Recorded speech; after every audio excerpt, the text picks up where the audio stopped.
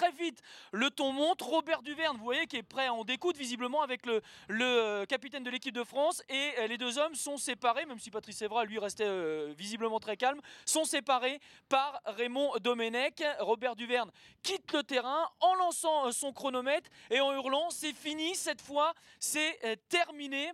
Robert Duverne, donc, il va, lui, s'éloigner. Robert Duverne qui est peut-être considéré par les joueurs comme étant la taupe et le traître dont parlait Patrice Evra hier en conférence de presse. Les joueurs qui vont ensuite se réunir autour de Patrice Evra. Et là, évidemment, on rentre dans les éléments dont je vous parlais tout à l'heure, dont on peut imaginer qu'ils étaient prémédités. Vous voyez tous ces joueurs qui ont attendu, après avoir signé les autographes, leurs capitaines qui ne se sont pas éparpillés. Donc le regroupement, visiblement, était prévu. Des joueurs en basket, pas du tout en crampons. Alors est-ce qu'on peut aussi imaginer qu'ils avaient on peut imaginer déjà qu'ils avaient décidé de ne pas s'entraîner. Ils vont ensuite aller s'enfermer dans le bus pendant plus d'une demi-heure à l'écart du staff, avec Raymond Domenech dans ce bus, donc plus d'une demi-heure pour discuter.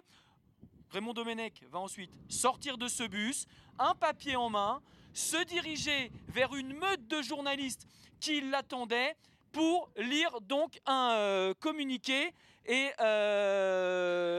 donc se présenter. Je suis désolé parce qu'on est en train de me donner une information en même temps. D'abord parce que c'est important par rapport à tout ce qui s'est passé, c'est que Nicolas Anelka est toujours en du Sud. Ça, c'est un élément aussi à prendre en compte dans ce qui s'est passé aujourd'hui avec les joueurs. Je vous propose quand même d'écouter ce que Raymond Domenech est venu nous dire juste derrière avec ce papier donc, que lui avaient confié les joueurs.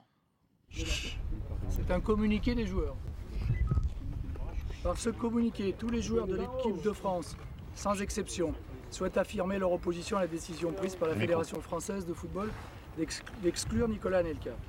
Si nous regrettons l'incident qui s'est produit à la mi-temps du match France-Mexique, nous regrettons plus encore la divulgation d'un événement qui n'appartient qu'à notre groupe et qui reste inhérent à la vie d'une équipe de haut niveau. À la demande du groupe, le joueur mis en cause a engagé une tentative de dialogue, mais nous déplorons que sa démarche ait été volontairement ignorée. De son côté, la Fédération française de football n'a à aucun moment tenté de protéger le groupe. Elle a pris une décision sans consulter l'ensemble et uniquement sur la base des faits rapportés par la presse. En conséquence, et pour marquer leur opposition à l'attitude adoptée par les plus hautes instances du football français, l'ensemble des joueurs a décidé de ne pas participer à la séance d'entraînement programmée aujourd'hui. Par respect pour le public qui devait assister à cette séance, nous avons décidé d'aller à la rencontre de ces supporters qui, par leur présence, nous apportent un soutien sans faille. Pour notre part, nous sommes conscients de nos responsabilités, celle de porter les couleurs de notre pays, mais également celle que nous avons à l'égard de nos supporters et de leurs éducateurs, bénévoles et des innombrables enfants qui gardent les Bleus comme modèle. Pour ce qui nous concerne, n'oublions rien de nos devoirs et nous ferons tout individuellement, bien sûr, mais aussi dans un esprit collectif, pour que la France, mardi soir, retrouve son honneur par une performance enfin positive. Les joueurs de l'équipe de France. Merci messieurs, au revoir. Raymond, qu'est-ce que vous pensez de ça? Un petit commentaire. Bravo les gars, bravo. Le groupe est serein.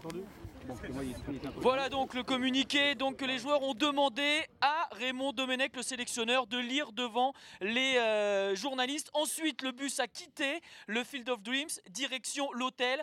Sur ce que l'on sait, Raymond Domenech n'était pas dans ce bus. C'est quand même aussi un autre élément important à avoir en tête, à savoir que le sélectionneur n'aurait pas été admis dans le bus par les joueurs et serait revenu par un autre moyen à l'hôtel Pezzula.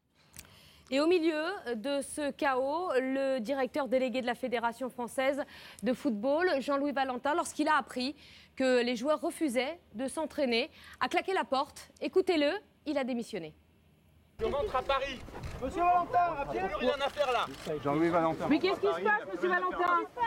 Qu'est-ce qui se passe? Bah écoutez, ils vous le diront eux-mêmes. Vous, les joueurs de football, c'est à eux de le dire. Ne me demandez plus rien. Je considère que ce qui se passe cet après-midi est un scandale. Un scandale pour les Français. Un scandale pour les jeunes qui sont ici. Un scandale pour la Fédération et pour l'équipe de France. Qu'est-ce qui s'est passé? Et donc dans ces conditions, je démissionne. Qu'est-ce qui s'est passé? Dans ces conditions, premièrement, ils ne veulent pas s'entraîner. C'est inacceptable. Demandez-le leur.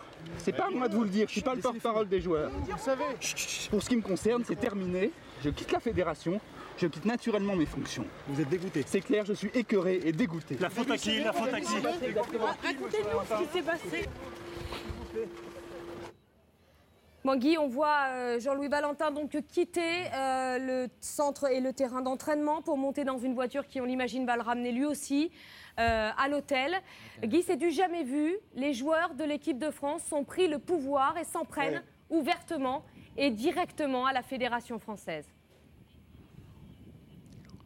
Oui, alors la démission de M. Valentin ne va pas choquer grand monde parce que personne ne s'était aperçu qu'il était...